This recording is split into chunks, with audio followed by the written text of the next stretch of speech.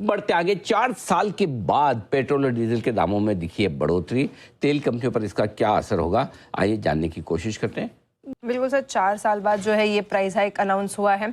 2024 में मार्च में अगर देखें तो चुनाव से पहले सरकार ने 2 रुपए से घटाए थे, लेकिन 2022 के बाद पहली बार जो है कीमतें बढ़ती हुई दिखी। अब जो सबसे पहली बात ओएमसीज के लिए अगर फोकस में अगर देखें तो जो बढ़त हुई है ये अनुमान से थोड़ी कमजोर होती हुई, अनुमान से थोड़ी कम हुई है। अनुमान थोड़े ज्यादा का था, तो इसके सामने पर अगर देखें तो पिछले कुछ दिनों में जो जब से वेस्ट एशिया वॉर चालू हुआ है, पिछले हफ्ते अगर देखें तो पेट्रोलियम मिनिस्टर का स्टेटमेंट भी आया था कि Q1 में जो ओएमसीज है इनको करीबन 1 लाख करोड़ का जो है यहाँ पे रिटेल सेल्स की वजह से लॉस होता हुआ दिख सकता है। जो अंडर रिकवरीज है ये 2 लाख करोड़ के पार जाती हुई दिख रही है। तो कहीं ना कहीं एक्सपेक्टेड था कि जो प्राइस हाइक है ये जल्दी आता हुआ दिखेगा। अब भले ही जितना भी प्राइस हाइक आया है तो एनालिस्ट का एक जो ओपिनियन फॉर्म अप होता हुआ दिख रहा है कि जो वर्किंग कैपिटल है यहाँ पर थोड़ा सा जो ओएमसीज है इन्हें क्वेश्चन मिलता हुआ दिखेगा, क्योंकि तकरीबन अगर बात करें तो ओएमसीज को सालाना जो दिन का जो लॉस होता है ये हो रहा है फिलहाल 1000 से 1400 करोड़ का होता हुआ दिख रहा है। और करीबन जो ये प्राइस हाइक हुआ है उसके वजह से 140 करोड़ का जो है यहाँ पर रिकवरी होती हुई दिख रही है। तो कहीं ना कहीं थोड़ा सा जो है वर्किंग कैपिटल की तरफ बेनिफिट होता हुआ दिखेगा, लेकिन ओवरऑल उनका कहना है कि अतिरिक्त 11 रुपए का जो है यहाँ पर प्रति लीटर का जो है हाइक जरूरी है ओएमसीज का टोटल लॉस कवर अप करने के लिए। अब यहाँ पर नजर रखनी होगी कि उनका सब मानना है कि जब तक क्रूड ऑयल में गिरावट नहीं आती है या रुपया सुधरता नहीं है तो यहाँ पर एक बड़ा इम्पैक्ट आता हुआ दिखेगा। और अगर इसी तरह से जो पूरे सेंटिमेंट्स रहे तो आने वाले कुछ टाइम में अगले 10-15 दिनों में एक और प्राइस हाइक जो है ये आता हुआ दिख सकता है। शरद सर, इस पर एक आपसे व्यू लेना चाहेंगे। अभी एचपी के नंबर्स आए, बीपी आईओसी के नंबर्स अभी अगले हफ्ते आने हैं।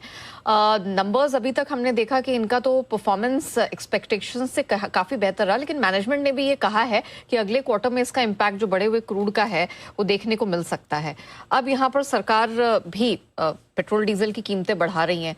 इन दोनों चीजों को देखते हुए अब इन कंपनियों के लिए, सेक्टर के लिए क्या दिख रहा है आपको?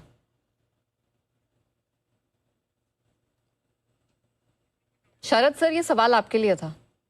अच्छा, देखिए मेरा मानना है कि थोड़ा अभी पेन तो है, लेकिन लॉन्ग टर्म ट्रजेक्टरी मेरे को नहीं लगता कि चेंज होती है।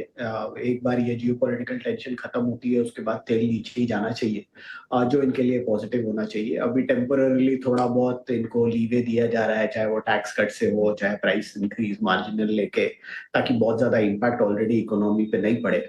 तो मुझे लगता है ग्लोबली हम एक बहुत कैच 22 काइंड ऑफ सिचुएशन में है, जहां क्लैरिटी नहीं है एक्चुअली कि ये प्रॉब्लम और कितने दिन चल जाएगी।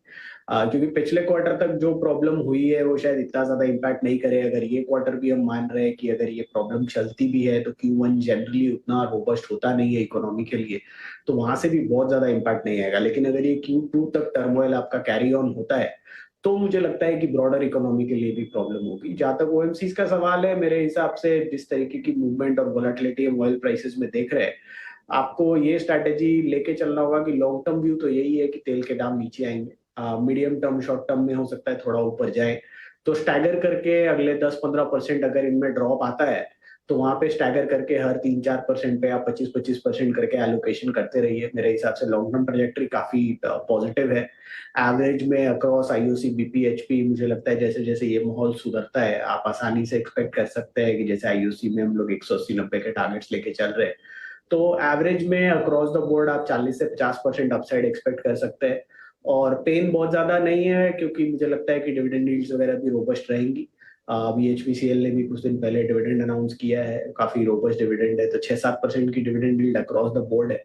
तो मुझे लगता है आइडियल स्ट्रेटेजी होनी चाहिए कि हर 3-4% ड्रॉप पे आप 25% एलोकेट करिए और इस तरीके से 4 स्टेजेस में आप ये फंड्स को एलोकेट करिए, तो अगले 10-15% की करेक्शन तक मोस्ट प्रोबेबली रिजॉल्व हो जाना चाहिए और लॉन्ग टर्म तेल के भाव नीचे आने चाहिए। तो मुझे लगता है एक डिसेंट बेट है, अगले 2 से 5 साल के लिए भी काफी डिसेंट परफॉर्मेंस रहनी चाहिए।